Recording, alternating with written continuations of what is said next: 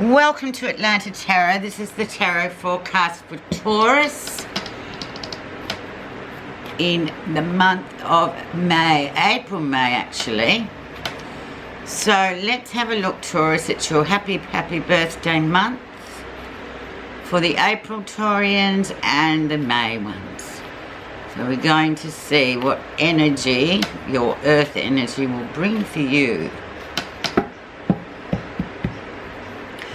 And it is the Mother card, the beautiful Empress card, the Abundance card, the female, strong female icon card.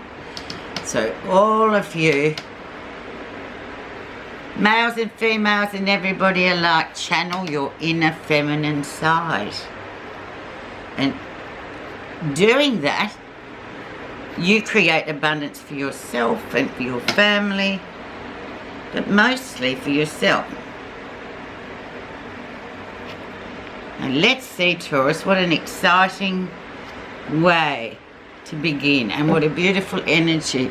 She who gives birth to life itself, the queen of all queens. Okay, let's have a look where you are right now, Taurus. You have the Ace of Wands, so that is fertility in itself. It's physical energy, abounding, loads and loads and loads of it. Things doing really well for you this month. Starting with that rocket, I see it as a rocket, just going where you want to go, making things happen for yourself. New beginnings as well, but the energy is the main key, I see. Physical energy to that word, to that card, sorry. So let's see why you've got this element in the here and now for yourselves, Taurus. So the element, as you know, is Earth. And we have the Queen of Swords coming in. So she's the air queen. So anybody, Aquarians, Geminis, Librans, these sort of archetypes, these sort of females, this energy, whether she is your mother or whether she is a person who has influenced you in some way. And maybe this is a side of yourself for the Taurians to really get on with things and really sort of speak your truth, because she is a truth speaker. As you can see, she's got lots of swords. She's got swords in her hair and one big sword there that she's brandishing. And this is her cutting through the BS, if you like. So it's about, she embodies everything that is the truth. Sometimes, however, on the flip side, she can be a bit of a bitter, cranky bitch of a woman. But we all have that propensity to sort of flip into that, don't we? But yes, she is the energy around for male and female alike. Taurus is this month.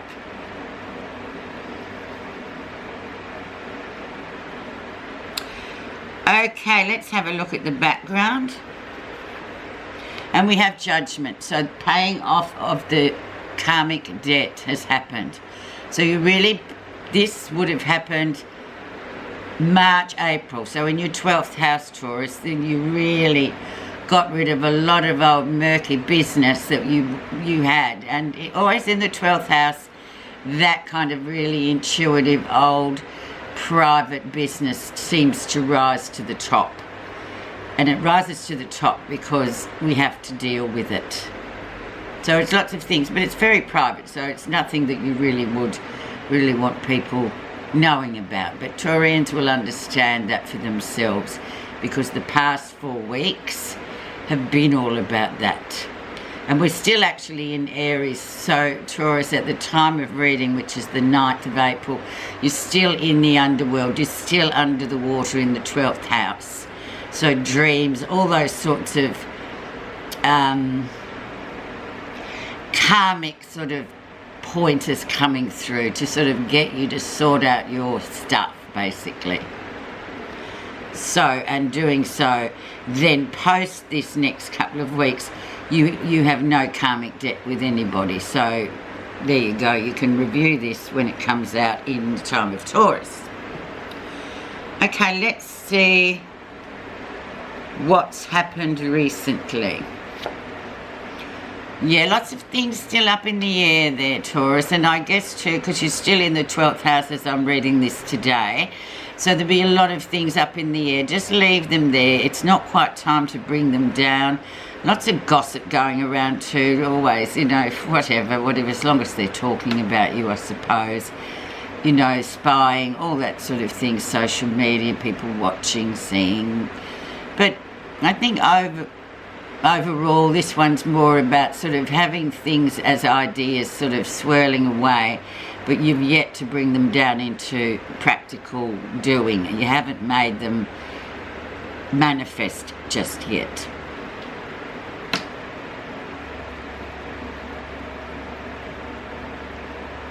Ideally too, this is the sort of daughter or the son of the Queen of Swords. So it can be a bit of a negative. So whoever you are and however you're perceiving it, just remember these Swords family, they can be lurched towards being a bit mean sometimes. So if that's you, would just realise it's karmic debt and you just have to stand back and let them do what they're going to do. Can't stop people doing what they do. Let's see the lesson. And the lesson is the past life card, and obviously 12th house, a lot of old stuff comes up to the surface. Old family stuff, people from the past. It's almost like with the Judgment here, the reckoning, card of reckoning. This is the time where all this stuff floats to the top. And we sort of, we apprehend it through dreams. Usually dreams that we have in this 12th house time, Taurus, is quite interesting because it brings up themes that we choose to push away most of the other months of the year. Interesting. But like I said before, a very private time. But now we're moving into Taurus, like we will be in Taurus by the time you hear this, but this is quite interesting that it's all coming out now. Let's see near future. And we have fear for the sake of fear, the 9 of Swords. Sleepless nights, worrying, keeping too much air here. We've got swords, swords, swords. Be careful, Taurus, with swords, because you're practical earth people. You don't like things to be all like floaty, airy, fairy. You like to get on. So be really careful. There's nothing to worry about. So stop being overactive in your head and sort of, I don't know, go and do something. Go swim laps. Do anything to tire yourself physically so you don't get stuck in your head worrying about things that will never eventuate. And lying awake at night just worrying about stuff. But I see there is a trigger here, but I guess the lesson is to deal with the stuff as it comes up. Don't run away from it and just sort of put it to bed or put it in the rubbish tip, wherever. Now these two are really interesting, card 6 and card 7. So card 7 is indeed what's happening you're not realising, but these two to me, this is always the key. And you have that family, happy family. Oh yes, all happy on the photo, beautiful, beautiful. Behind the facade, there's always stuff. There's always argy-bargy, as I call it.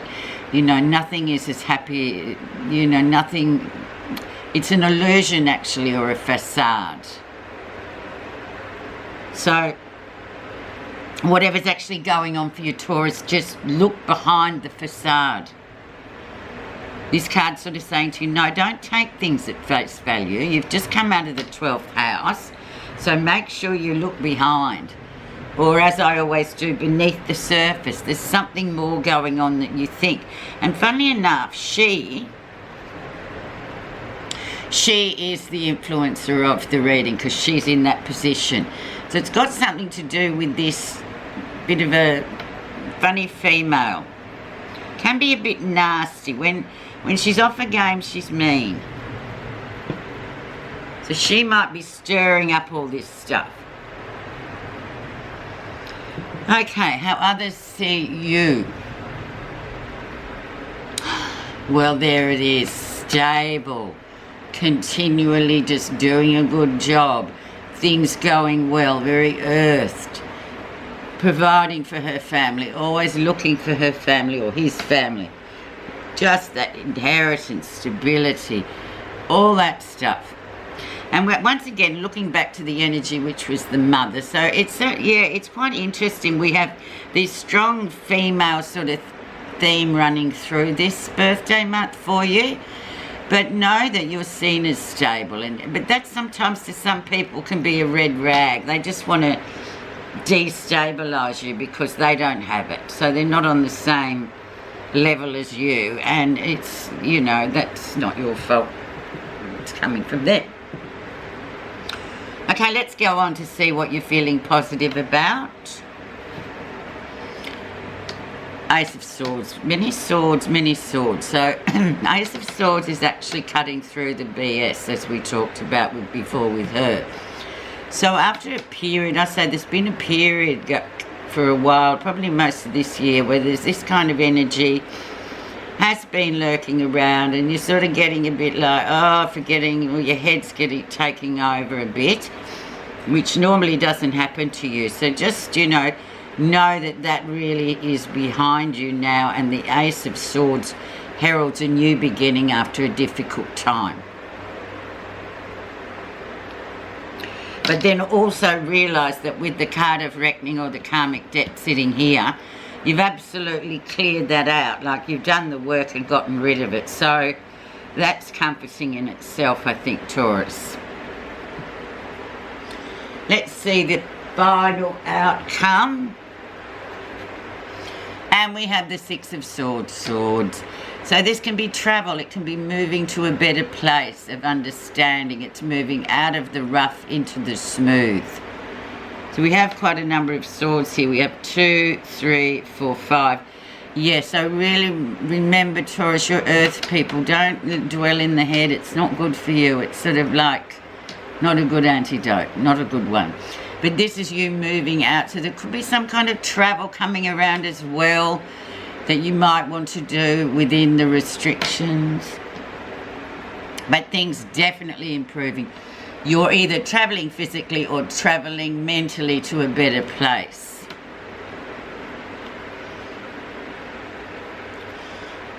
Okay, actually, you know what I'm going to do? I'm not going to give... Oh, yes, I will. I'll do this card, this message. Peace, compassion, forgiveness. These are the real ultimate sources of power for peace and success in life. Your conscious choice to transcend the delusive forces within you will be the moment you experience profound inner peace. So sometimes, guys, you've just got to take your head off and put it in a cupboard. I'm just going to pop one explanatory card on that Queen of Swords. So underneath her we have stick up for yourself, stand up for yourself. Don't put up with any BS. Just defend your corner. So whatever she is in your life at the moment, she'll be different things to different people. Underneath it, stick up for yourself. You're just as good as anyone else. Thank you so much for listening, Taurus, and have a very happy birthday.